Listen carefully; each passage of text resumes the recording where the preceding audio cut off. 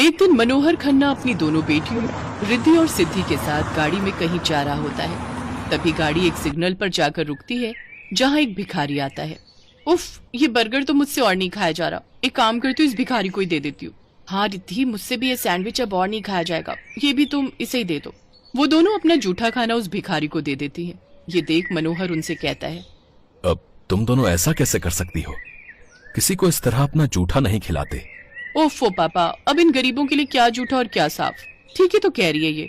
अपनी दोनों बेटियों के घमंड को देखते हुए मनोहर को अपने दोस्त रघुवीर का ख्याल आता है, जो अपने बेटों के साथ गांव में रहता था। मुझे अपनी बेटियों को गरीबों की कदर करना सिखाना ही होगा, और इसके लिए मुझे इनकी शादी मेरे दोस्त रघुवीर के दोनों बेटों से करवानी होगी। मनोहर रघुवीर के दोनों बेटों से इस बारे में बात करते हैं, लेकिन उसकी दोनों बेटियां इसके लिए तैयार नहीं होती। लेकिन क्रेडिट और एटीएम कार्ड ब्लॉक करने की धमकी देकर मनोहर उन्हें इस शादी के लिए मना लेते हैं। फिर दोनों बहनें शादी करके वहां आ जाती हैं। दोनों बहनें जब बहुएं बनकर अपने ससुराल पहुंचती हैं तो उस घर को देखकर कहती, हे भगवान, इससे बड़ा घर तो हमारे यहाँ के नौकरों का होगा। अंदर आओ बहू, तुम दोनों थक गई होगी, मैं तुम दोनों को तुम्हारा कमरा दिखा देती हूँ। गायत्री उन दोनों को उनके कमरे दिखा देती। उफ, ये तो मेरे बाथरूम से भी छोटा कमरा है। मुझे तो जैसे ही अपने एटीएम और क्रेडिट कार्ड पापा से वापस मिल जाएंगे, मैं तो इस फटीचर घर से भाग जाऊंगी। उस रात उन दोनों बहनों को गर्मी में सारी रात नींद नहीं आई। वो दोनों अपने पतियों को जगाती हैं। उठो, तुम इतनी गर्मी में सो कैसे सकते हो? उठो ना और इन मच्छरों को भगाओ। हाँ, मैं अभी कछुआ छाप लगा देता हूँ। कछुआ छाप से सारे घर में धुआं भर जाता है। दोनों बहनें बड़ी मुश्किल से धुआं निकलने के बाद सो पाती हैं। अगली सुबह उनकी ननद उनके पास आती है। चलिए, माँ आप दोनों को आपकी पहली रसोई के लिए बुला रही हैं, लेकिन हमें तो ठीक से खाना बनाना भी नहीं आता। फिर उनकी सास वहां आती है और उन्हें सब समझाकर वहां से चली जाती है।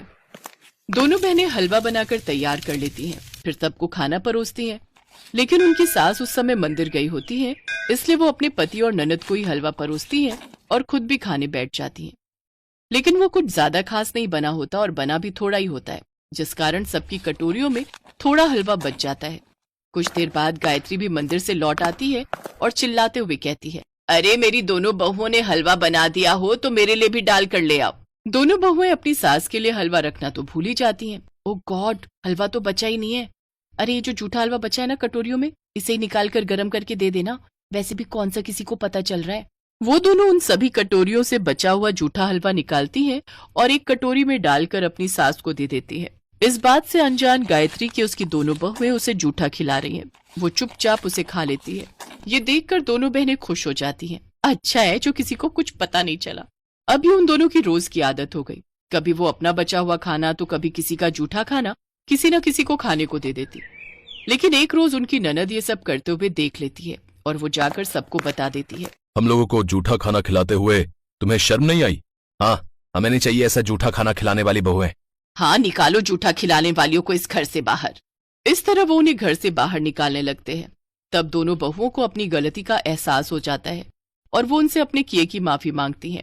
हमें माफ कर दो, हमसे गलती हो गई, अब से हम ऐसा कभी नहीं करेंगे। हाँ, हमें माफ कर दीजिए। फिर सभी उन्हें माफ कर देते हैं। तभी उनके पिता मनोहर भी वहां आकर उन दोनों को सुधरता देखकर उनके एटीएम उन्हें लौटा देते हैं। अब वो दोनों बहनें खुशी खुशी अपने गरीब ससुराल में रहने लगती।